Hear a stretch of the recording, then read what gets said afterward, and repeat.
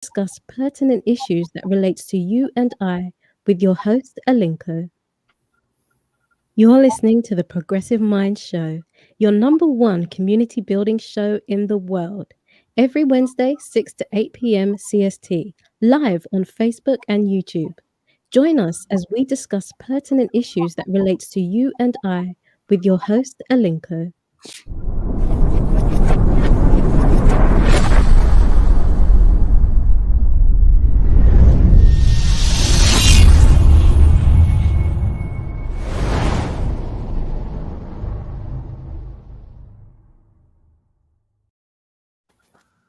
Hello, everyone. This is the Progressive Mind Show. You're welcome to another episode which we have tabbed Finding the Balance every Wednesday. We are here from 6 to 8 p.m. and on Sundays from 2 to 4 CST.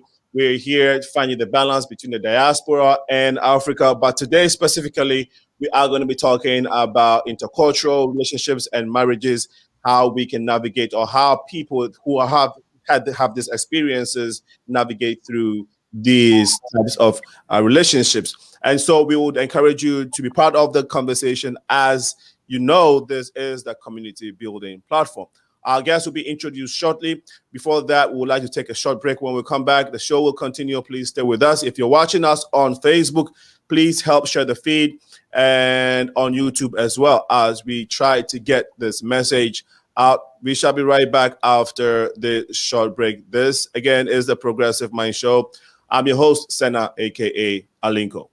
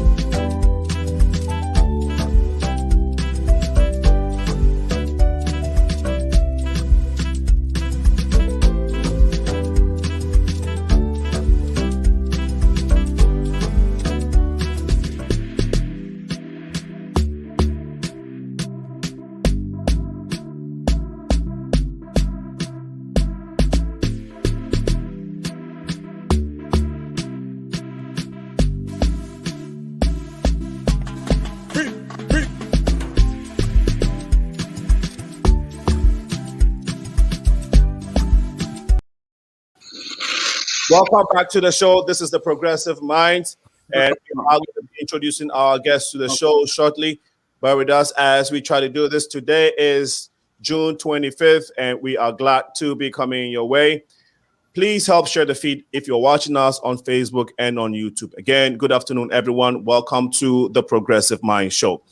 We will be discussing, as I mentioned earlier, multicultural relationships and marriages. Intercultural marriages are marriages between people of different faiths, races, ethnicities, and geographical locations, or say geographic regions. In the past, such marriages were outlawed in the United States, Nazi Germany, and apartheid era South Africa as miscegenation. Pardon me. It became legal throughout the United States in 1967, following the decision of the Supreme Court of the United States in the Loving versus Virginia case. Although intercultural relationships and intercultural marriages are legal in the United States and in other parts of the world, there is a stigma surrounding such relationships and marriages. A lot of times people wonder if you're not already in it, because of what the perception and the stigma, people tend to have their own opinions. But today, to help discuss the joys and the downs of intercultural relationships are these beautiful, wonderful guests of our in our community who will be helping us discuss these things. And we hope that we might be able to spark an interest or at least change, affect your perception when it comes to intercultural marriages and relationships. And so I'll go straight to my guest. We have LEEANN Reyes, who is a political consultant. She's here on the show to help with the conversation. First timer on the Progressive Mind Show. LEEANN, we are pleased to have you. Welcome. I'm pleased to be here. Thank you for having me. My pleasure. Next to her is Joseph Gentle. When I saw his first name, we've been talking, we've been friends, but when I saw his last name, I'm like, did you just give me your nickname? Because I know you look like a gentleman and you are gentle. And is that your nickname? But it happens, it is his last name. So Joseph Gentle is also a friend, lives in Chicago. Joseph is originally from Belize. Brother, a first timer. I'm glad you are here. Thank you so much for coming. Thank you as well. It's a pleasure. My pleasure again. And to Ugochi, who is not a first timer, she's a sister. She's in Chicago.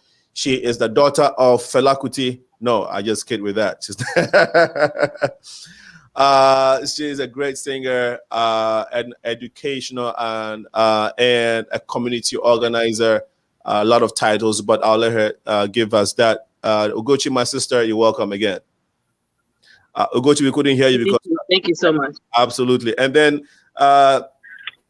lastly, we might have Christine who joined us on the phone. So Tracy might not be the last, but Tracy Fofwe is a lot, last hour kind of replacement to some of our guests who couldn't make it. And I'll tell you in a bit.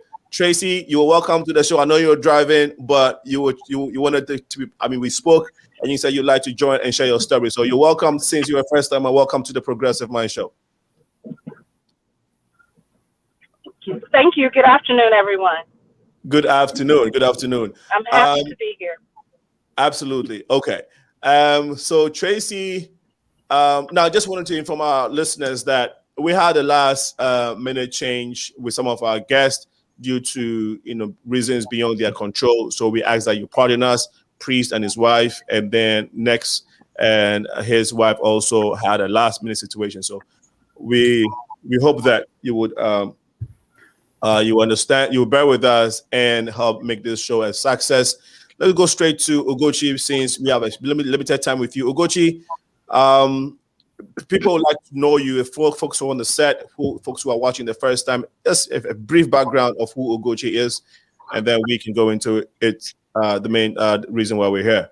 Okay, I'm a child of God, daughter of Chief Josiah and Lola Rachel. I am an artist. I'm a poet, a singer, songwriter, educator, activist, racial healing practitioner. All of that. And that's basically sums me up. Excellent. LEEANN Reyes, please. Yes, I am a political consultant. I work with progressive, liberal, and Democrats predominantly to help them get elected. I have spent 12 years on my local school board. So, LEEANN. Yes. No, I'm sorry, that was feedback. Go ahead. Oh, okay. So I've also been an educational leader, having spent 12 years as a school board member in my community. So I've been very involved in public education. And I am the proud mother of 4 children of color, ranging in age from 30 to 23. And I'm excited to participate in this dialogue today. Thank you so much. We are glad to have you. And Joseph. Yes, so I'm self-employed. I have a client from all different walks of life, all background, all over the world. And I've been in the ministry for almost 10 years. So I talk to people from all walks of life. I have friends who have successful marriage. So I think I have great information that I can share with others that can help. Thank you so much. We're glad you're here. Tracy? Hello, everyone, again. I am Tracy Fofwe. I'm a praise and worship dance minister, as well as an English as a second language teacher, an artist. I lived in Cameroon as a missionary for 8 years. That's where I met my husband. And we just celebrated our fourth year anniversary.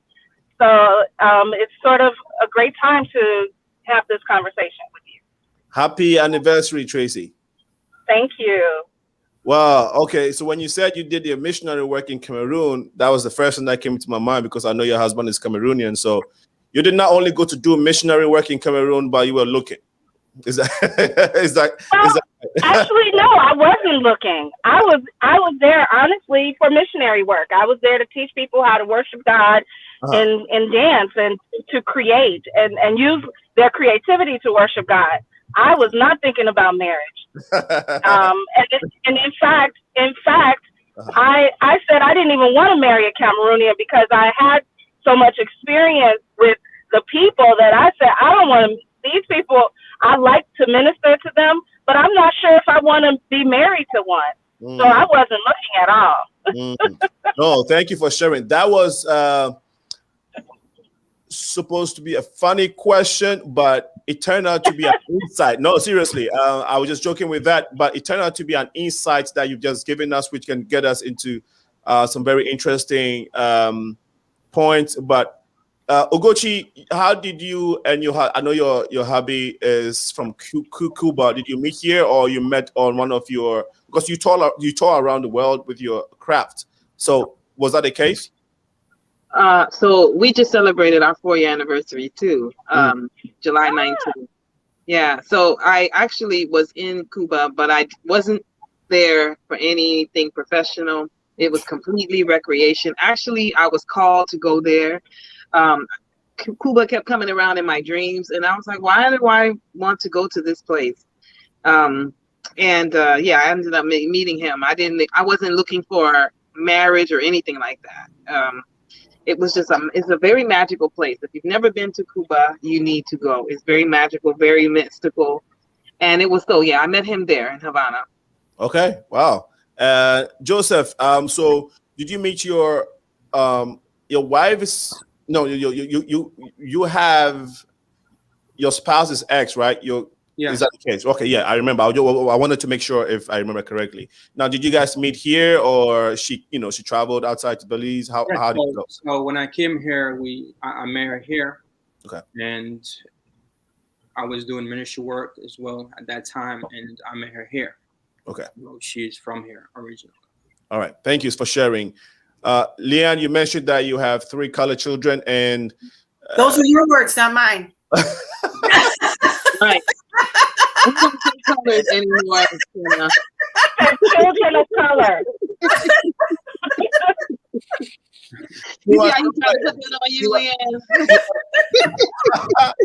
Okay, you are so right. You are so right.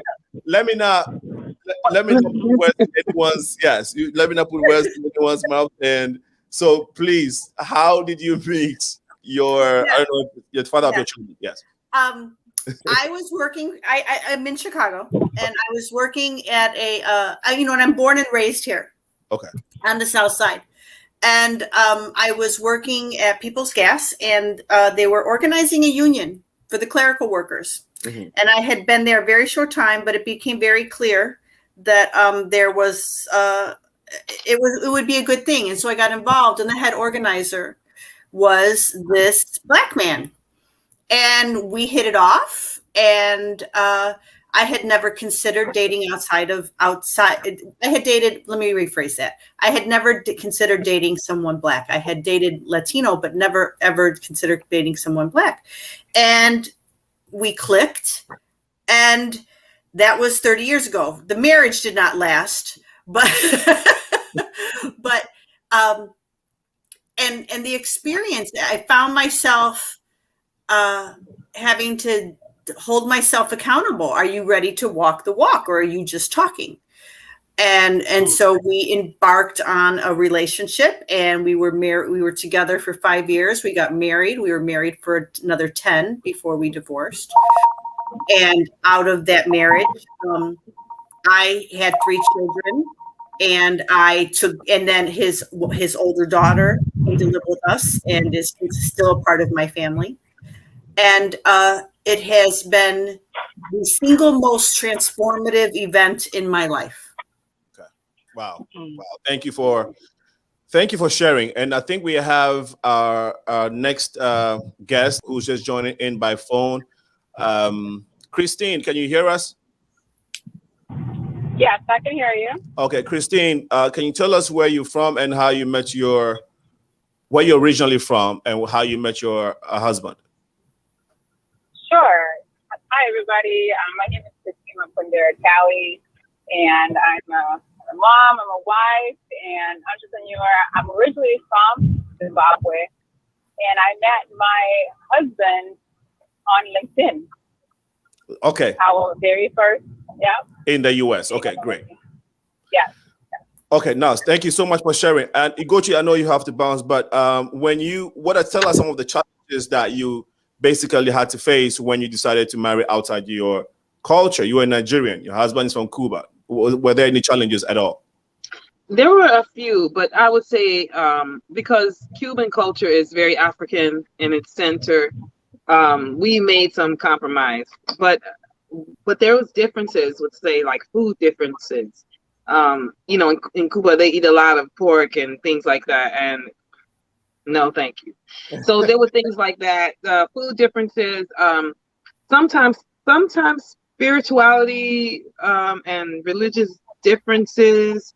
But like I say, Cuba was so close to Nigerian ways of dealing that we didn't have so much conflict in that coming together.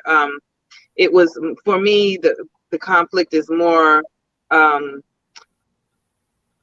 ideologies, communism versus capitalism, the ways of being and thinking that we had to kind of come on the same page. The first year was us coming together to say, okay, this is what I believe, this is what you believe, and now we have to come up with something that we believe. And we found that some things we just agreed to disagree on, but the major things we had similar beliefs. Thank you. And great. So, and then again, because you have to leave, I just want to make sure that we can get a few things out. At what point in time did you all say, you know what, we can compromise and have a good, fruitful relationship? I think once you realize that marriage is not dating where you can just say, look, don't talk to me, I'll see you later. We had to, if we didn't want to wake up with attitudes or anger, we had to deal with things in real time. We had to figure out what we were going to do. And I think we got to a point before our first year anniversary where we just got tired of arguing about nonsense. You know, like it was a thing where if this is something that you really believe, then I respect that. But if it's something that you're just doing, then let's see how we can just try as much as we can to be on the same page. And I think he finally realized that there were some things that were deal breakers, but most of the things weren't deal breakers. They were just differences of opinion. And once we realized that we wanted to be harmonious, then we started to see what could we chuck and what did we need to agree on and what could we just agree to disagree on. It's really just respecting a person enough to see how you can walk with them, how far you can walk with them, and how well you can walk with them. You know, and I mean, all of this should be done before you get married. But I think that just having him, like, say, my husband came into my culture, so he came into my culture being a Nigerian home in an American reality, and that was all very, very different for him. Because as a Cuban, there are things that they couldn't do that they didn't have, like, say, internet, and say, you know, certain things they just didn't have access to. And then now you're in this environment where you have all this access to things. So it was a lot of getting used to a different way of life and just a different lifestyle. But I think he loves Chicago, and so I got lucky in that way. Chicago is such an international city that there was something that he could enjoy. There's something for everyone here, you know. You can find your groove.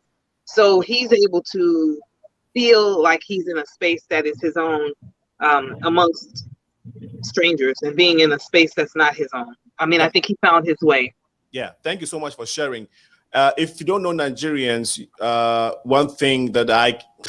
one basic thing that, you know, jumps at you when you meet them is their pride when it comes to culture. Okay, their pride that is rooted in their culture, the richness of the culture, and they don't compromise. Okay, generally. How did your parents or your people accept that? Okay, Ugo, you are not going where we want you to. You know.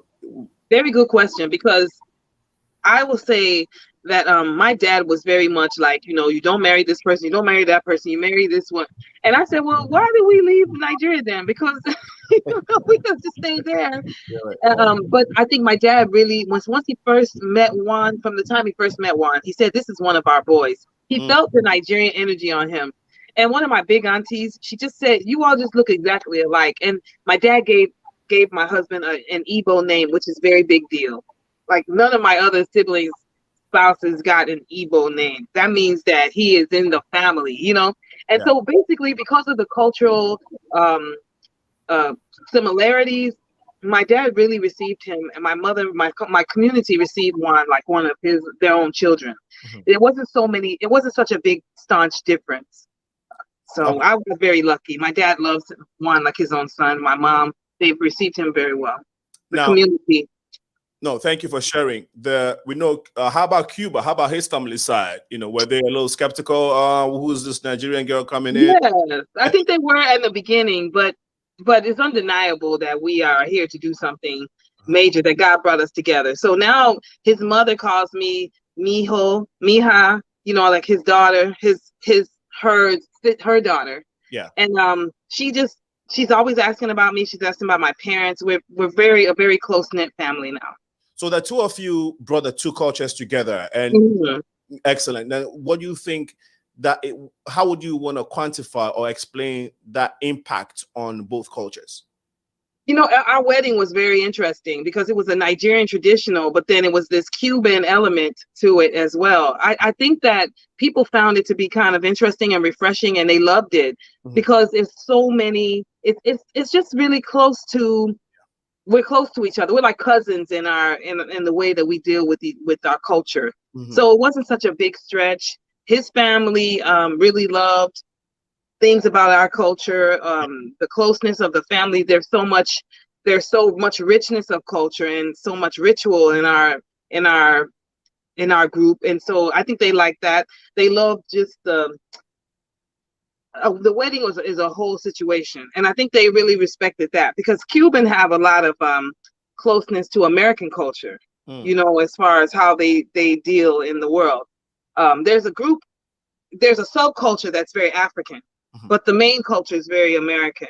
Right. So his family is very, they're African Cubans. He's a Black Cuban. So they loved being brought back into an African community and into an African tribe again. They were very happy to be in the African family. And would you say that the coming together of the two of you have enlightened both sides to see the world in the same light? Basically, we're all same people, just I think that they're very because his family, they actually practice an African spirituality, so they have accepted their Africanness, but now I think they're officially in an African family. You know what I mean? So now they have roots again in an African traditional system. Even though they already practice African spirituality, they now have a tribe and an African piece of land and to call family. And so I think that was very, they were very happy to be received again, because in Cuba, most people know that their origins are African, the Black people there. No, thank you for sharing. I know your time is up and you have to run, but the power in sharing some of these stories is that we all one people, we all humans, and sometimes our geographical locations, ethnic groups, and all that kind of blinds us from seeing the human in all of us. And so in a lot of situations, when these types of relationships kind of opens our eyes to accept everyone, you know, that after all, you know, you're not that different. And no. Right now, Cuba is going through a revolution as well, and it's very powerful for him to be on this side of it as opposed to being in it. And I think that he was able to have a certain perception and vantage point once being in the communistic reality, but then now being outside of it, it's a whole different education. And so I think that it's just being open to different experiences is the spice of life. I mean, you know, you can't go through life doing what you know, or then you only know so much and you only get access to so much. So I think being open to other cultures when it's healthy and it is something that stretches us and makes us better humans. Powerful, Ugochi. Well, let me not take much of your time. I know you got concerts and all of that stuff. Yeah, got action today. Where's the performance at? Where is it at? Well, I'm actually going to so today is July 25th. There is we're doing some sage and circles around helping the environment. There's so much violence in the city, so we'll be in South Shore, and we're going to just burn sage, and I'm going to sing some songs of libation and some redemption songs, and we're going to try and heal the land. Okay, healing the land. That's what I'm doing with my sister Pilar. Okay, yeah, with Pilar. Okay. Healing the land is where it's at. Ugochi, thank you again for sharing your story. We hope that next time we shall have more time. Yeah, plenty of your time, because you have powerful stories, not just in this realms, not just in relationship realms, but in other things as well. Okay. Thank you all. And I'm really happy to have shared space with all of you. Nice to meet you all. All right. Thank you. Bye-bye. Bye-bye. Well, that was Ugochi. We shared a story, and we have to move on to our guest. So, LEEANN, I'll ask the same question. And I know you shared how you mentioned a little bit about, your background and all of that. So what was it for you when it comes to both families coming together to accept the terms that, okay, you all have decided to live together? It's an interesting question. There's no surprises in what my experience was. My family gave it their best shot and failed miserably.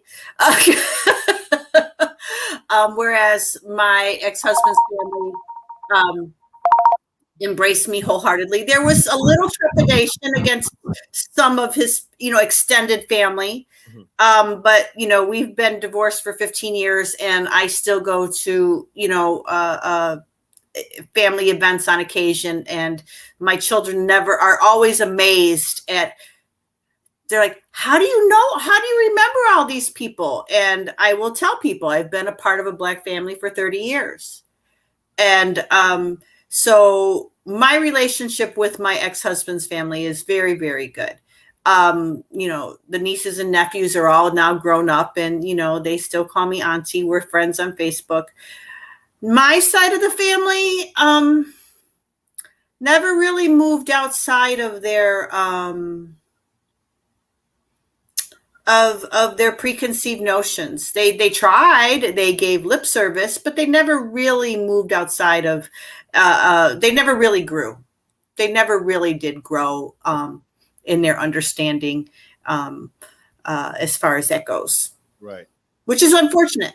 Yeah. Thank you so much for sharing. And you said you have been just to make sure I heard you correctly, you have been involved with Black people or the Black family for 30 years. Which one is it? I have been a part of a Black family for the past 30 years. How? Can you explain how? Yeah. Well, I met my husband in 1991. So there's that. And then, and then my children. No, the reason why I asked is because you also a political consultant. So I was wondering if part of that relationship with the Black family had to do with your working with organizing the community or working with local Black politicians, stuff like that. I wanted to know if that is part of the relationship. I count many Black elected officials as friends and colleagues, and so on and so forth. I've never really thought of it that way. When I use that language, I'm specifically speaking of the personal. Gotcha. Not of the professional. Gotcha. But, that's a whole other show. Whereas, my role as a white woman who respects representation, that, like I said, that's a whole other show. I hear you. Joseph, you want to share? And Joseph, if you don't mind stepping back a little bit, because we are losing part of there you go. You want to share your experiences when it comes to, first of all, you mentioned that you guys met here, right? Yes. Okay. And that was 8 years ago? 10 years. 10 years. Okay. 10 years ago. All right. What were some of the challenges that you had to encounter when you guys first decided that you were going to take this thing seriously, your relationship? Well, of course, family and friends. Okay. Because her friends, her family it's different than mine, you know, and the way how, because I'm not from here, certain things that we do, you know, they don't. So family was the challenging part of it. It was family, dealing with families. Dealing with the family, and of course you were able to somewhat succeed dealing with the family because you ended up getting married. Yeah. Okay. So we realized that, you know, if we love each other, you know, and that's supposed to be the most important, you know, aspect of it. So, you know, getting married, you know, we love each other and we want to do things the right way. Yeah. Having to deal with two different cultures, and I think we're having a caller. Let's see if we can take this one. Before we go to the caller, having met someone of a different culture, who had to do more of the compromising? Was it you? Because of course you love your wife. I mean, you love the woman you were going to marry then. Were there other factors that, you know, contributed to either of you, you know, compromising more to make sure that you guys had a peaceful relationship? Yeah. So with that said, you know, I'm the one that take the lead in the family. So I have to lead by example, you know, so I will, you know, lead by example, and not perfectly, but have to, you know, compromise in a lot. And with me doing that, you know, it helps, you know, because what I'm doing is showing love. Right. When I compromise, you know. So I think, you know, when that's said and done, that was important for her to see that we need to compromise, not just me, but you as well. Right. Again, I take the lead in that. Okay. So eventually you got married and you lasted for how many years? For 8 years. We married for 8 years. All right. I'll come back to you to find out how the differences in the cultures played out in the relationship, and if obviously the relationship is no more. And so would you say that those issues from your backgrounds kind of lingered all the way? And if as a result of that kind of, you know, caused the downhill of the relationship or whatever. So we'll come to that. But Tracy, Fofie, welcome back. I know you had to get yourself situated. We're very glad that you did that. We were sharing the challenges that, you know, you all had to encounter, you know, once you decided to take your relationship with your spouses seriously. Can you share some with us? I think you have yourself on mute. Yeah, I said that I've been in Cameroon for 8 years, and by the 4th year, honestly, I was like saying, is this going to be forever, that I'm going to be by myself running ministry, running up and down throughout the country? And honestly, a few years before that, I discovered that my DNA was in Cameroon. So that was the catalyst that took me there, because I wanted to discover that. I wanted to live amongst the community. And like I said, the 4th year, I was asking, okay, is this going to happen, or do I need to go somewhere else so I can be in a better place? And then I met my husband. And at the time I had dreadlocks. I had very long dreadlocks. And I had trouble having dreadlocks in Cameroon because people thought I was a Rastafarian, that I was smoking marijuana, and I wasn't a Christian. I was, you know, badly influencing their children. But let me just say, a pastor told me I would not get married to a Cameroonian because I had dreadlocks. Well, my husband saw me with my dreadlocks, and that's what attracted him to me. And I will honestly say, I loved a lot of things about Cameroon. I love the location, the variations in the landscape and the weather. And I just loved Cameroon. I loved the food. I learned how to cook the food. But I just said, sometimes these people are a little strange to me. And they were so conservative, especially in the church. And I wasn't like that. I grew up in a very free society. I'm American. And women are, you know, in leadership positions in corporate and religious circles and their families. And so I wasn't used to somebody saying, well, you gotta bow down to your husband first. Your husband has to be the final say My mother was a single mom for a while because she became a widower. So when I met my husband and I realized that, okay, he's young and he's the only child and he's a little bit more free. He's a lot more open-minded than most of the people that I met. And also because I was a missionary, everybody kept saying, you need your husband to be in the holiness church with you. You need him to be there every day. And he needs to give up his Catholic faith. And I said, no, why? Why should he do that? And so he didn't. And even here, like this morning, he went to church with me, but we live down the street from a Catholic church and he goes to the Catholic church when he feels like it. So we have an agreement that you can still practice what you want. I practice what I want. The main thing is we both believe in God. I try to cook his food. I try to cook the best I can. But obviously people from Cameroon have been cooking all their lives. They know they have the vibration of what to put in there. So he has found his community here. And amongst my family has an interesting history. My mother was married twice. And her first husband, he was into the Hebrew Israelite religion, and he took my 3 oldest sisters, to Liberia when they were children. So that wasn't a good thing. It wasn't a good thing. It was a very bad, there's a deep story about that. And it was a bad situation. So when I told them I'm about to marry an African, they were all scared and wondering what is this going to be like?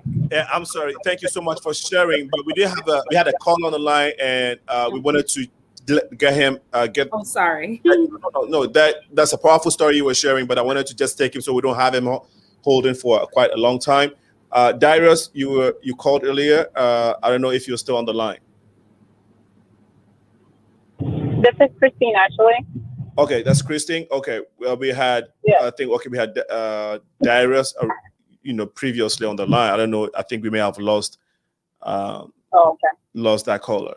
Okay, so Christine, thank you so much for getting back on the line. I think I don't know, for some reason we couldn't get you when I wanted to get you in. But Tracy just shared a powerful story of how she met her husband, and some of the challenges that they have to go through. Part of it, and we'll get more. But if you can share your story, if you can please tell us how you met your husband and some of the challenges that you had to face initially to get to where you are. To finally decide to get married. Sure.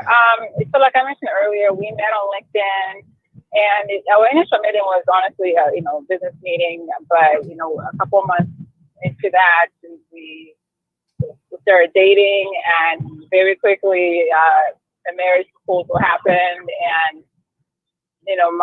both sides of the family were a little bit, there were some challenges, but for us, the main sticking point was educating my husband on the dowry, because in Zimbabwe, where I'm from, we do practice dowry, and it's honored pretty much across the board, which is, and him being American, it's something that he definitely was not used to, and it took a lot for him to cross over, and it was almost a deal breaker, right? And so he really had to kind of think through what mattered to him more, going through the dowry process or being with this woman, Right. But because we've been together, we've been married 9 years now. Mm-hmm. And over time, he has really come to understand and appreciate and embrace the practice. And I'm thankful, because, it's not, oftentimes people will call it the bride price. And I find a lot of fault in that, because it sounds like you're buying someone, and it is not. In reality, it is a token of appreciation, a token of respect to the family that nurtured and raised this wonderful human being that is now going to become a part of you enter a family with you, right? So and it goes deeper than that. So I'm not going to go into all of that. Okay. So that was the biggest challenge that we had to overcome as a new couple and as husband and wife. And some of the other cultural differences in American versus Zimbabwean are not enough for us to be bothered. Okay. Spirituality and the foods that we eat. It's just one of those things where you sort of respect the thing that someone does not is not comfortable with, and be okay with that. Maybe you get to understand why they don't practice certain things. Okay. But nothing in particular beyond the dowry was a major challenge for us. Thank you so much. And looks like because Tracy, due to busy schedules, will have to sign off also. But let's see if we can get this. Tracy, did friends and community have any negative impact on your relationship or marriage with Francis? You said, does the French? No, did your community or friends? Oh, I'll say this, because I was in the church community in Cameroon. Much of the people around me were in holiness, what they call holiness churches. And when I told them that Francis was Catholic, they were really trying to persuade me to get him to join my church. But according to the Catholic faith that my husband practiced, it was opposite of that. The woman joins the church. So they were a little, they were trying to encourage me to make him join, and I can't make anybody do anything. But my family had not really emotionally supported me in my mission to Cameroon.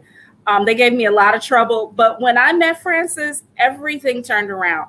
Whenever I would come home, before I married him, whenever I would come back here to visit, they were giving me things. Give this to Francis, give this. We can't wait to meet him. And once he got here, they were so excited about the wedding that we had to plan, because we had to plan, we had the 90-day fiance issue. So we had to plan a wedding, within 2 months after we got here in May of 2017. So my family here, they were all for it. And the family there, they were upset that we were leaving Cameroon. They wanted us to get married so they can celebrate with us. So eventually, it just became harmonious. He's the only child, and his parents fell in love with me the minute they met me, because he was really afraid, because he said he's a Bamileke from Cameroon. So he was like, I think they're going to be upset because you're not Cameroonian and you're not Bamileke. But he massaged it and worked it in, and they just loved me from the beginning. So we had a good coming together. Thank you so much for sharing, Tracy and Christy. Powerful story there. I'll come to Leanne in a second, but we have Dari on the phone. Dari, can you tell us why you're calling? Yes, hello. Yes. Yes, Alinko, this is Namal. Hey, Namal, what's up? Yeah, go ahead, please. This topic is very, very interesting. Mm-hmm. And I think it's also very important to have this conversation. Mm-hmm. And I think one thing I always say is that you can't help who you fall in love with. Yeah, yeah. That's true. Can you hear me? Yeah, we can hear you. Yes, that's very true. Yes, you can't help who you fall in love with. But we also have to understand that once you get into marriage, of course, you are getting into marriage for all the right reasons with good intentions. So there are conversations that you need to have. Right. When you just have the click, it doesn't mean let's just run to the church or the mosque and have the veil on or have the ring on. So for me personally, I'm married to a Ghanaian, I'm Muslim, he's Muslim. So when I knew it was time for me to get married, the most important thing that I knew was that I was not going to be far from my faith, right? It didn't matter that national origin, it didn't matter the race, the color of the skin, but I was certain that I wasn't departing from my faith. So when you fall in love with somebody, these are some of the conversations you have to have.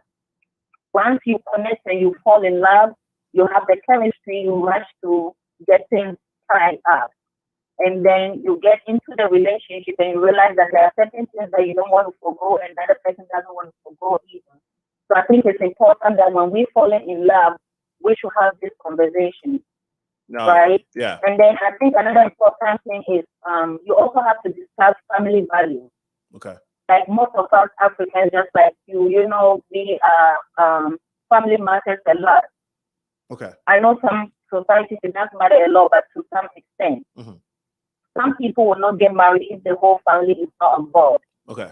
So if you're going to get married, these are conversations you have to have. So if my mom doesn't like you, my sisters don't like you, my brothers don't like you, how are we going to proceed? Will you be okay with that? Right. Right. You know, Yeah. If you don't have such conversations, it's going to be a problem. Sometimes it's a little bit easier when you live outside of your continent because then you don't have to deal with people close by nagging you or causing a lot of problems. Yeah. But if you live in your community, it becomes a problem because you wake up and you look at each other's face and they have something to say. Yeah. You know? Yeah. So these are some of the things that you would have to discuss. So I think faith is very important. And also family values and family support. To what extent is it important to you? And to what extent can you ignore it? Yeah. Okay. No, thank you. No, those are very, very important points. And thank you so much for sharing, Namao. Okay, thank you. She made some very great points. And I think navigating through intercultural relationships and marriages in the diaspora seem a little different to what we have in Africa and elsewhere. At least I know in Africa because I am one and I know the culture. I think it's more stringent back home. The challenges in Africa, I think, a little more deeper when it comes to diaspora, because here people are a lot more open-minded and accepting and understanding. There might be challenges, but I think that it's easier to navigate through those challenges than back in Africa, at least in my opinion. And so, Joseph, we want to share? No, I wanted to go to LEEANN for this next question. So LEEANN, did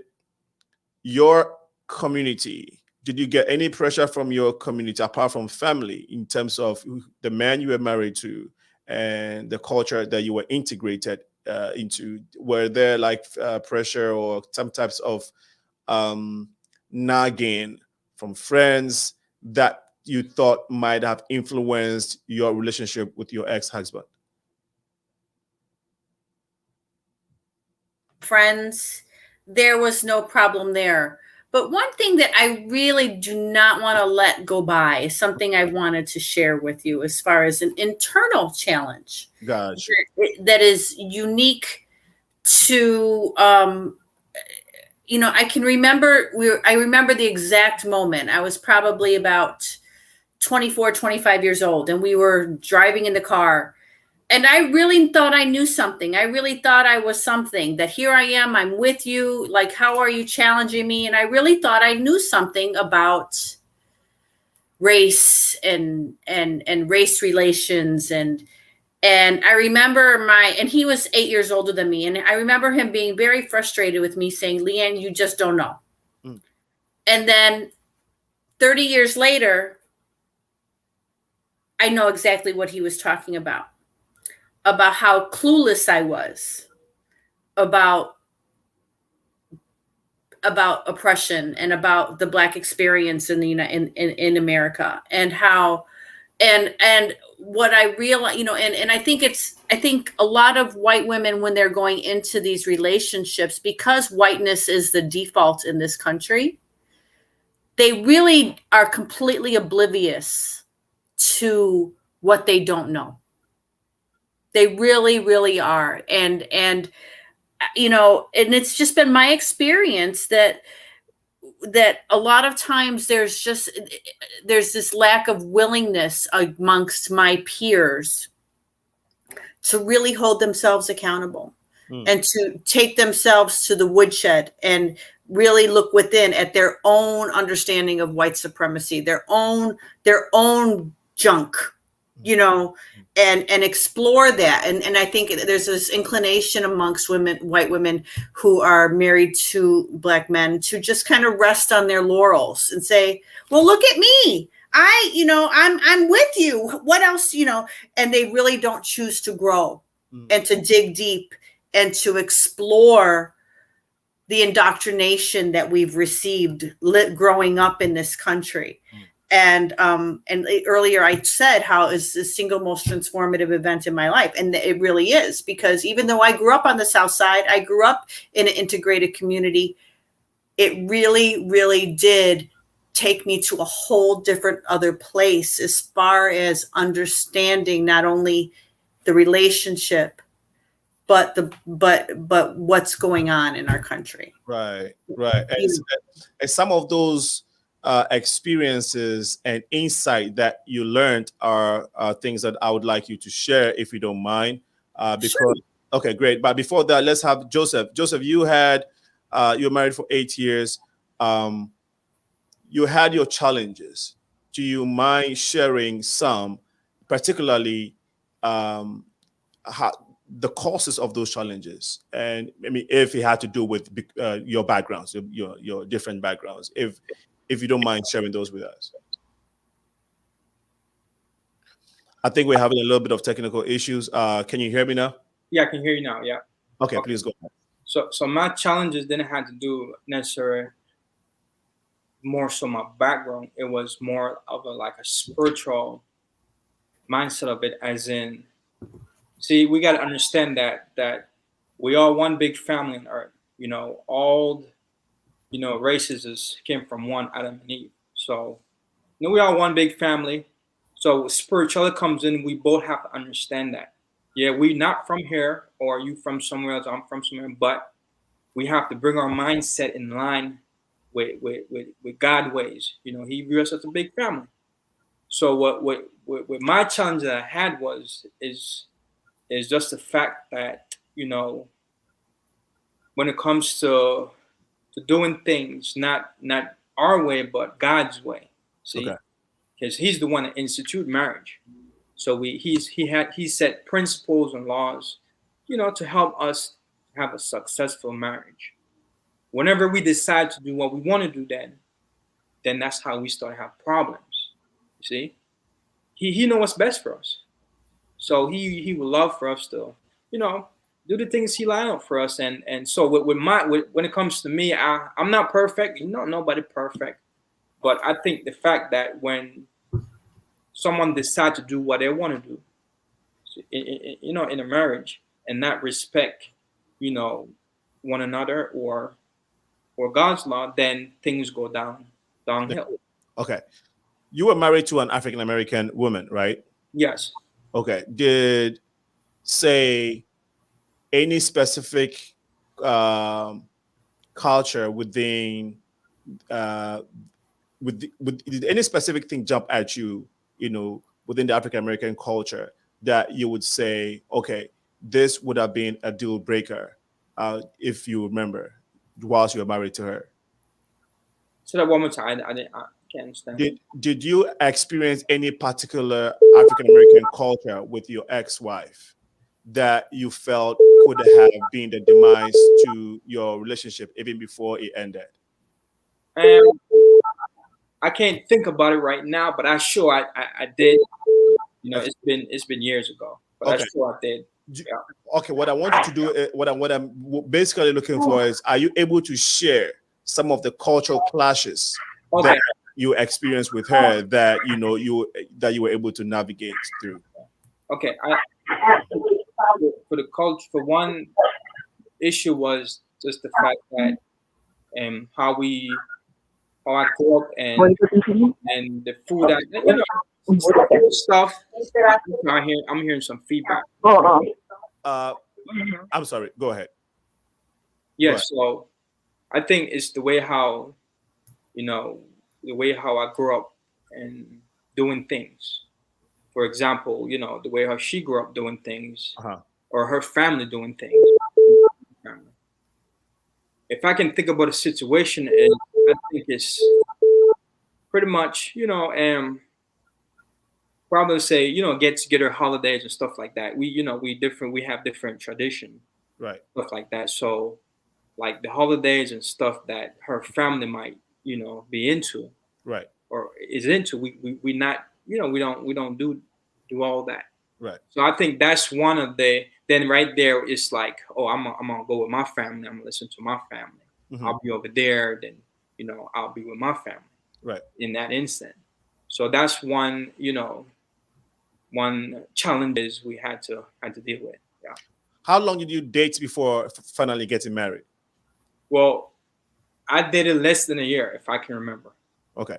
Probably, I would say, to be honest, probably like, 6 months. 6 Okay. months. Yeah.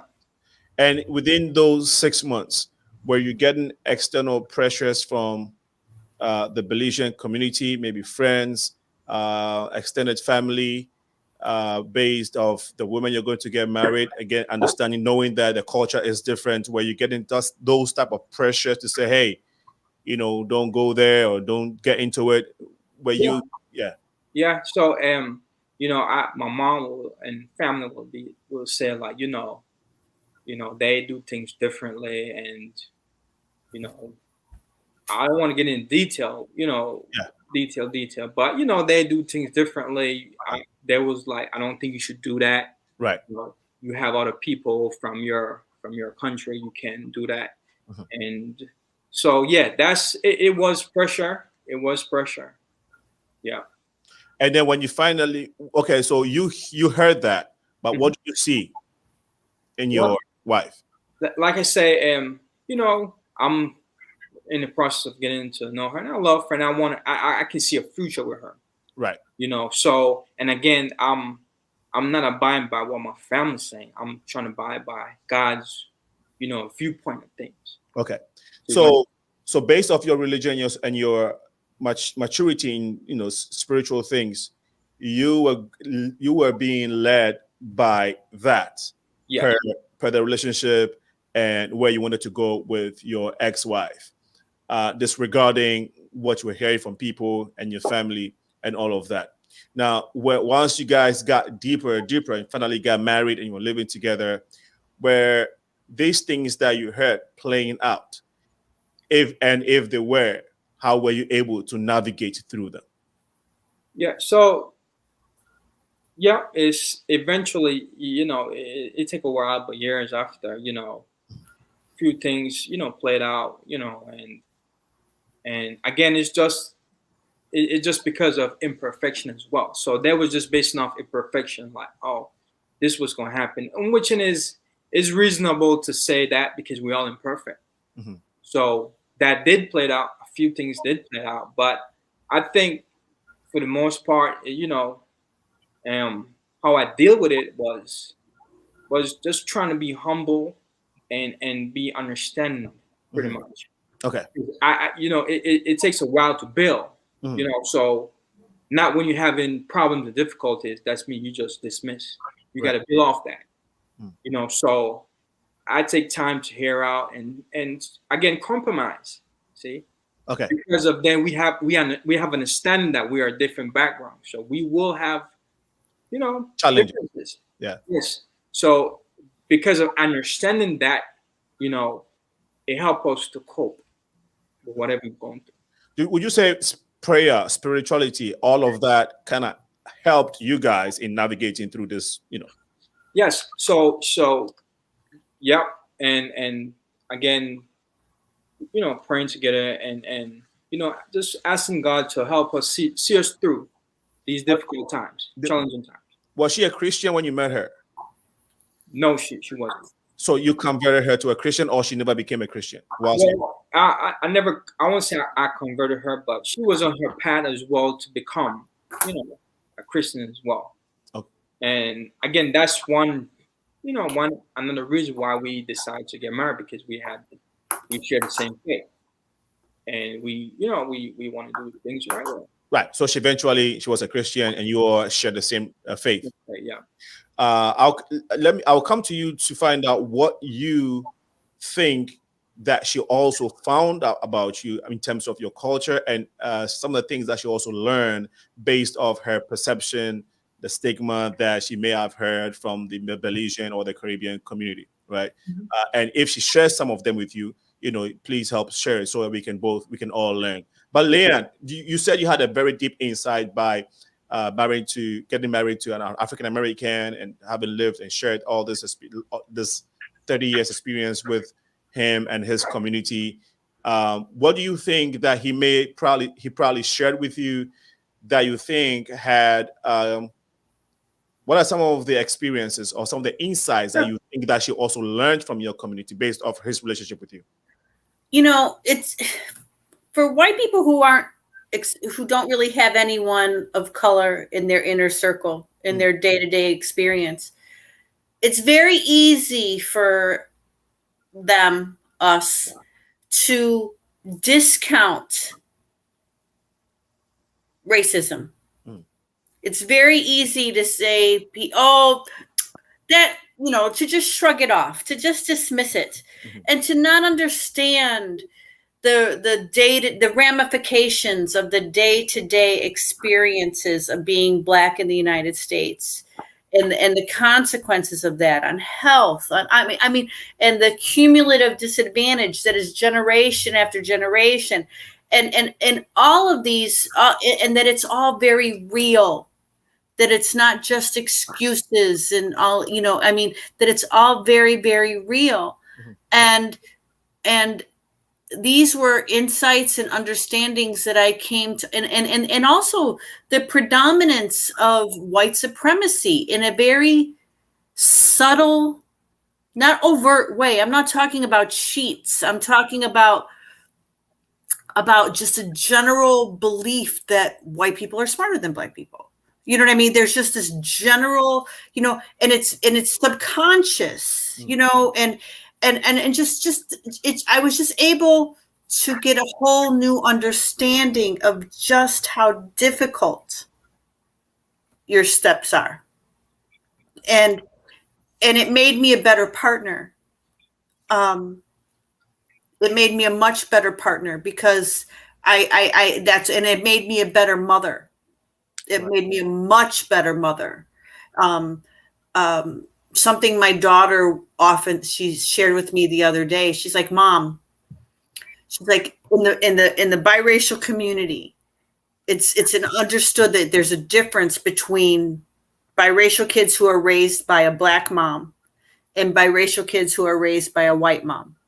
There's just an understanding that there's a difference. And she's like, and people are shocked to find out that I was raised by a white mom. Because like I said, I've never invalidated their experiences. I've always listened. And so all of these insights changed who I was. And it genuinely changed who I was and what I advocate for, especially when I was on the school board. Wow. So that you said, thank you for sharing. That's a very powerful point you made. So when your daughter shared this experience with you, what do you think what lessons do you learn from it? Well, I was very grateful. Yeah. I was very grateful that I was a single mother for a long time. And so I was always very intentional about celebrating Blackness, about honoring, not denigrating,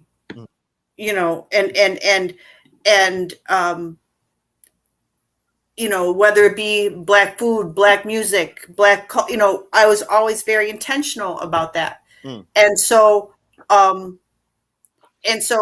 I was very grateful that she shared that with me. Now, so I'm also trying to find out what your ex-husband may have learned or unlearned, when it comes to the white community, because of course there's also that perception, everything is vice versa, right? Right. So what's interesting is that my ex-husband was quite the Black nationalist.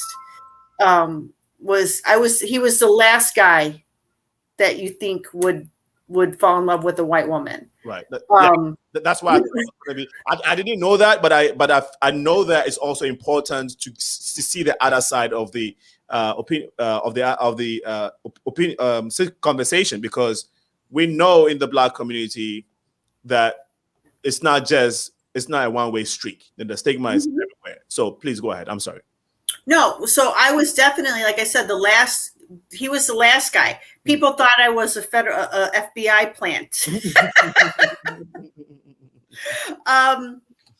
You know, it's hard to know what, because we aren't in contact. No, but didn't he share with, whilst you were married, right? Didn't he share with you? Because like, I'm sure during marriage, you know, just during this long time, there were times that you were like, baby or honey, look, like you would share with him, I didn't know this about our community. I thought I knew, but here is my understanding. You've made me, your community or our relationships has taught me this, which you have stated. But did he also join those conversations or sometimes say that, hey, babe, you know, I knew this about the white community, I believe totally, but your love and your relationship with me has taught me a thing or two? Did anything? No. He never shared anything. What I would say is he looked at me as an individual. Okay. You know, I was an individual that you know, not a representative of the, yes, exactly. You know what I'm saying? Gotcha. And so, because let's face it, it's not like my community is doing much to dispel the myths. You know, not myths. They're not myths. They're not doing much to change things. The narratives, right? Okay. You know, so like I said, he looked at me as an individual. Okay. So is it fair? Do you think that it's fair when a lot of Black people do that, you know, and because we tend to generalize. I mean, let me not say we, some of Black people, you know, I'm not an African American, I'm an African. So I have a way of seeing, you know, Caucasians or white people or people from other races based off the stories and what I see, right? But with the African American, the story is different. And so, you know, when you interact, they also have their view. And so I think what we're trying to find out is that does one good thing or several good things from one white person change the narrative for the Black man, you know, or the Black woman, basically? I don't think it should. Okay. It doesn't. I don't think it should because those few good things are the exception to the rule. Gotcha. The general rule, right? You know what I mean? And I think it's a mistake to look at the exception to the rule, the occasional ally. You know what I mean? Yeah. And to then believe that that's indicative of a greater change. Perhaps I'm a cynic, you know, but I just feel like that we have so far to go. Yeah. That I just don't think it's a smart move tactically. Okay. So Gentle, I know you have Joseph. Just Gentle has to bow out. And this show, it was slated for 2 hours, but today we've had a lot of technical difficulties. So we're going to be wrapping up very soon. But Joseph, you have told us, you know, you shared how, you know, you met and some of the things that you had to do when you realized there were challenges. Okay, I think we lost his feed. Okay, but then I was trying to get him to give us his last words. But we have Dari on the line again. Dari, can you go ahead and share your opinion? Yes, hello, Alinko. Yes, we can hear you now. Go ahead. I couldn't help myself but come back because the topic is very interesting. Thank you. So I had one thing that I left out. As much as we can't cover all the details that need to be discussed prior to getting into marriage. Yes, but before you continue, I also think that it's very important to speak with each other regarding how we express love, affection, and romance. For instance, because I know some people that got into marriage and didn't take long for those marriages to end, and it wasn't necessarily because of their differences in their race or cultures, but it's because they left out those little most important details about how do you express your affection. Right. If you're getting married to a lady or a man that comes from a culture where they openly show affection, and you are not from that culture, how do you navigate that? Yeah. So me, for instance, you never see me kissing with my husband in public or trying to smooch each other like we used to say in school, you know. Mm-hmm. But I could say, of course, it's my husband, but I could say he's the most romantic person I've ever seen when we are home. Right. Even though he which didn't... is fine with me. Mm-hmm. Yeah, even though he doesn't do that outside, which is fine with me because culturally, for me, it's not appropriately. It's not appropriate. Religiously, it's not appropriate for me. Okay. So if you're getting married to somebody that doesn't understand that and you don't express it, within few weeks of the marriage, they will interpret that to mean that you don't care about them or you don't show them affection in public. Right. So these are some of the little things. Yeah. It might not seem important, but it's very important to discuss. Those findings. Right? Yes. And then Leanne also made a very good point. He talked about it in terms of the white race and other races. Mm-hmm. But I think there are also some kind of dominance that even comes from us people from the same race. Okay. Example, some of us who travel abroad, we're in America, so we've learned a little slang, we've seen a little bit. When we go home to get married to somebody from home, then we try to dominate because, you know, I'm coming from America, you're still in Africa, right? So that dominance and arrogance sometimes is what also doesn't make the relationship work. Okay. And I've seen people who have married outside of their cultures, outside of their races, and they're doing perfect. Mm-hmm. And I've seen people that are married from the same faith, the same culture, and they are living a life of hell. Right. Right? So that kind of dominance or refusing to understand another person's point of view, sometimes it's a very big problem. And Joseph made a very good point when he talked about how they pray to keep things going. So that takes me to the first point that I made. If your partner is not religious, or they might be Christians, they might be Muslim, but you don't know their level of spirituality. Mm. If you don't have that same level of spirituality or understanding, they will say, I'm not praying to know God to solve this problem. We need to go see a counselor today or this marriage is done. Right? Yeah. So some of these little things, you could have saved yourself some money talking to a therapist if you had discussed it earlier on to see how you will navigate through problems. Right. And sometimes you all are the same level of spirituality, but sometimes one person thinks like we need to speak outside of just going on our knees to pray to God. Mm. You also have to understand that and see where this person is coming from. So some of these little details are very, very important. Right.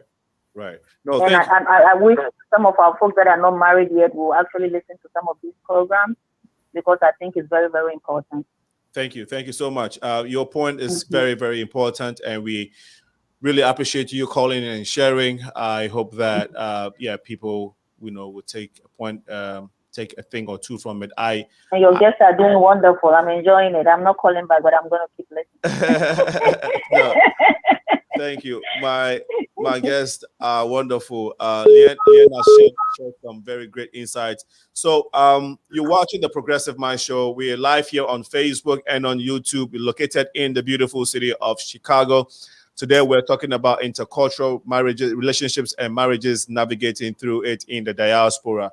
And we've gotten a few insights to people who have been in it, people who are still in it. We had some last minute changes with regards to some of our guests. We had a few ones come in to share their stories briefly, but due to time schedules, they had to tend to other businesses, and we are very grateful. We do still have Leanne. We'll try to wrap up the discussion very soon. Leanne has helped us understand some of the, because if you're not married, if you do not have a relationship with a Caucasian, right, you have no idea, and there is that stereotype, there is that stigma, there is all these things that we have in our head based off the things we see on TV, on social media, and the stories we hear. But truth be told, a lot of the things we see on TV are made up. They are not all true stories, right? And so when we get a chance to speak to people who have had the life experiences, I think that is so valuable, and we do really, really appreciate it. And so, LEEANN, you did have, now what would you say? So you shared some of the opportunities of being married to an African American and how it helps change your mindset, positively. And I'm sure that it didn't only change your mindset towards the African American community, but it kind of broadened your horizon, your horoscope or your horizon when it comes to the entire world, right? Absolutely. Yeah. Absolutely. It tilled the ground per se, so that if you can imagine, so that I was open to learn. Yeah. When I read Ta-Nehisi Coates, and when I read his piece on A Case for Reparations, I was open to receive all of that knowledge because of my experiences leading up to that point. Right. When I first read Cornel West, I was open to receive that knowledge because of that relationship. And so again, I can't describe it enough. Right. And you said that it made the grounds also fertile to look at other cultures and other races, from a different perspective. Is that correct? Right. And understanding, again, in America, whiteness is the default. Exactly. And we are painfully oblivious to that, what that means. We don't travel. The overwhelming majority of white Americans do not travel. They don't travel in the country, much less out of the country. When we really look at the sheer numbers of how many people live here. And so we don't travel, we don't experience other cultures. And so we have these huge groups of people who stick their nose up at anything that's different and assume that we're better. Yeah. There is this default that whiteness is better, that Americanism is better than everything. And it does us and it does our children a huge disservice. And you will say that without you being married to an African American, you wouldn't have gotten this much insight. Absolutely not. Like I said, I grew up in an integrated community, but that didn't put it right in front of my face. Yeah. That didn't compel me, didn't force me. I was, I wasn't forced to say, ooh. Yeah. Like I could easily turn away. So the great point, and maybe this would steer us into some general issues that we face as a society, and how relationships and marriages play an integral role in our general society, right? In terms of our relations to people and just being human. And sometimes people will say, people will make accusations to the white community for some of the things that you've mentioned and some of the things that we hear. And it's very important that you are sharing, because your relationship and your marriage, gave you a good understanding. And so would you say that without a relationship with a different culture, the dominant race in this country, even though they see the things or they see on TV, let's say the white race, to be specific, even though all those things we see on TV towards the Black community or people of color, it doesn't change or it doesn't, affect the white community in any way to be more sympathetic to. Well, that's a big question. Okay. Because for instance, we got the Civil Rights Act of 1964 passed because what middle class white America saw on TV when they saw the hoses and when they saw the brutality of the protests and the responses. So did it influence white people? Yes. Gotcha. Okay. But but at the same time, does it facilitate understanding? Evolution. Okay. You know what I mean? Can people, does watching television facilitate somebody evolving in their perspective? Yeah. Okay. That is a very great point you just made. That's a very good point you just made. So it means that if people want to really understand or evolve, as you have said, there's a need. Of course, the answer to that is not, get into a relationship with someone from a different race or get married, but we're just trying to look at the significance, the importance of relationships and marriages, more so in intermarriages and relationships to our general society and our humanity as a people. And we hope that we've been able to touch on that. I know LEEANN has a lot of things to share. What would be your advice to people who are probably listening to you or maybe will listen to you later when it comes to their attempts of getting into a relationship that is not the same as theirs or their religion? Well, I would never endeavor to give people of color advice. That's not my lane. Okay. But what I would say to white people would be to be willing to take yourself to the woodshed regularly. And what I mean by that, I don't know if you're familiar with that phrase, but be willing to discipline yourself and self-examine it. Go in and be self-aware, examine yourself, look at what your deeply held beliefs are, and challenge yourself and hold yourself accountable. Don't just rest on, like what you've always thought, what you've always done. Be willing to let those, and not only with romantic relationships, but with friends. Yeah. With friends and be willing to hold yourself accountable and challenge those defaults about whiteness, challenge everything because you can't be white in America, be raised here, and be immune to the you can't have one. If an apple orchard is infected, everything's infected. Yeah. There's no good apple. We all of us have to really just self-examine ourselves.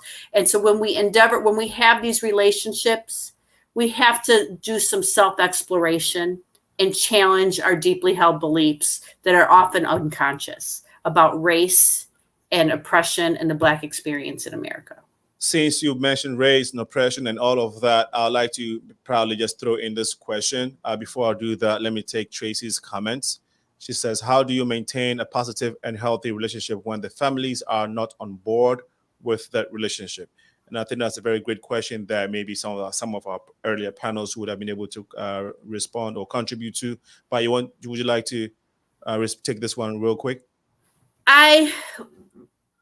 It was my family that really, there wasn't a lot we could do. I mean, we distanced ourselves for a big part for a lot of things, when my husband and I were together, when my ex and I were married. We did not participate in a lot of my family events because I wasn't going to subject him to that nonsense. I wasn't going to expect him to just go along to get along for the sake of keeping peace. So I don't have an answer. That is very good enough. Another one from Tracy. Another one from Tracy. She says, "Do you believe family is a big cause for the breakdown in intercultural these relationships?" Okay, intercultural relationships, basically. If so, how can we channel this breakdown in marriages? Well, I still think it goes back to what I was saying before. People have to be willing to challenge their deeply held beliefs. Cognitive dissonance is a powerful thing. When you're faced with evidence that runs contrary to what you believe, I mean, we see that in so many aspects of our society. But people must be willing to challenge the beliefs that they've embraced for so long as being the gospel. Great point. As an African, as an African, I'll speak from that perspective. We're not necessarily scared or skeptical if we have to have a relationship with a white person or get married to a white lady. When we see white people, we don't have that, any type of fear or anxiety or any type of, any sort of any baggage. Apprehension. You being a white person, can you say that is the same thing for you guys? I know you're not speaking for entire race, but generally, when white people see Black people or an African, somebody, people of color. Let me give you an example. Let me give you an anecdote. I was coming out of the gym one night, and it was about 10 o'clock at night. And there was a young Black man, anywhere 18 to 25, sitting on the curb. Okay. He's probably waiting for a ride. And I had to walk out to my car. I saw him there and I felt relief. I had seen him in the gym.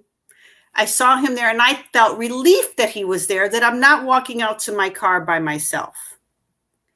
But I was instantly aware of the fact that that is not the typical response of my peer group. Okay. That my peer group would not most likely not feel relief, but feel anxiety at that presence of that young man. And I thought that was very interesting because my lived experiences have transformed and given me a very different lens by which I view people of color. Proud to that, though. Pardon me? Proud to that. How was it for you? Proud. Yeah. If you saw a Black man before you ever had anything to do with a Black man, to this extent.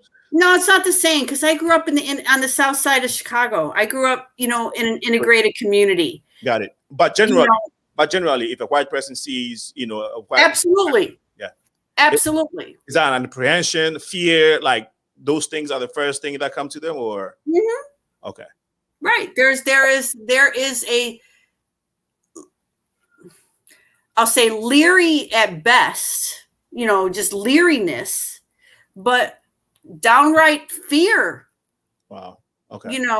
Amongst some people. So if there is that, then you will say that, it's then very rare to see white people trying to have a relationship, a romantic relationship with a Black person. On average, I would be inclined to say yes. Wow. I would agree with you that that's not, and then there's that whole group of people who only date, like I'm not, you know what I mean? That's the fetishization of Black men. We're not going to get into that segment of people. We're just regular people. Right. Regular people. I think it's a pivotal moment like it was for me. Right. Like I had to literally say, wait a minute, if this is what you're about, this is before I committed to dating my ex-husband, if this is what you're about, why is this even a question? It was a conversation I had to have with myself. Wow. Like, wait a minute, I thought you're about this, this, and this. If you're about this, this, and this, how come there's any hesitation? Would you say your marriage to him or your relationship to him and his family was one of the most profound things that had happened to you as a person? Oh, absolutely. Okay. There's no doubt in my mind. I've had this conversation with my children because the marriage did not end equitably. And I've told my children on numerous occasions that given all of the icky stuff that happened at the end, I still wouldn't change it because of it just radically changed the trajectory of my life. Absolutely. And you say whatever happened to the marriage, now the marriage not working, you would not attribute it to him being Black or being from the Black community, right? You wouldn't say it's because of his culture. Oh gosh, no. Okay. Not at all. Okay. Wow. LEEANN, you have definitely really opened our eyes to a lot of things this afternoon. We we didn't know that it was going to go this way. You got to roll with the changes, right? No, we appreciate it. This is, I call it the organic platform. We have conversations. We just dialogue on these pertinent issues that bothers all of us. And this is how we build our community and make our society a better place, by sharing and knowing. And so definitely do appreciate your presence and your time. We're hoping that, of course, this has led us into maybe a different topic that we may have you on here to discuss, race in America, right? Feel free. Yeah. I would love it. I've enjoyed it. Yeah, absolutely. Same here. And we once again grateful. We'll have, since you're the only one, just give us your last words, and we would attempt to bring the show to our end. We wanted to end at 3:30, but we're going to 3:40 now. So please close up. No worries. You know, I think someday we'll get there, but it's going to take a lot of work, and that work is not mostly for people of color to do. It's for my people to do. Wow. You know, but every step forward is a step forward. And what is that saying? A step of 1,000 miles starts with one step, you know, and learning about each other and owning and no, being aware of the transgressions and being aware of the realities in this country and addressing inequity. That's how we get there. But it's not, the work is not for Black people to do. Thank you so much. I just remember that you definitely have to get some plug-in. So if there are any social work or anything that you'd like the audience to know about that you were involved in, you want them to support or check out, please feel free to do so. I appreciate the ask, but right now I'm in a coasting period. So thank you. Well, thank you so much, LEEANN Reyes. She is a political consultant. She helps people to become presidents and leaders of organizations and communities and whatnot. Is that correct? That is correct. I help people get elected to office. Okay. And so if you're trying to run for office and you need a consultant, well, her name is LEEANN Reyes. If they search you on Facebook or LinkedIn, they'll find you. Is that correct? Yep, that's true. Okay. All right. Okay. So that being said, we just want to thank you all for being part of the show this afternoon. To my guests who made it, really want to appreciate you all for helping this great conversation about race, intercultural relationships and marriages, and how we can navigate how people have navigated through it in the diaspora. We hope that we can come back to it and look at it in a different way, but definitely we'll be coming back on this show, hopefully with LEEANN and others, to talk about race in America. This has been the Progressive Mind Show, where we dialogue on issues that matter to us to build our community. My name is Alinko, and we shall be here next week, Wednesday, to engage you again in these dialogues. Remember, to whom much is given, much is required. Have a wonderful day. Bye-bye.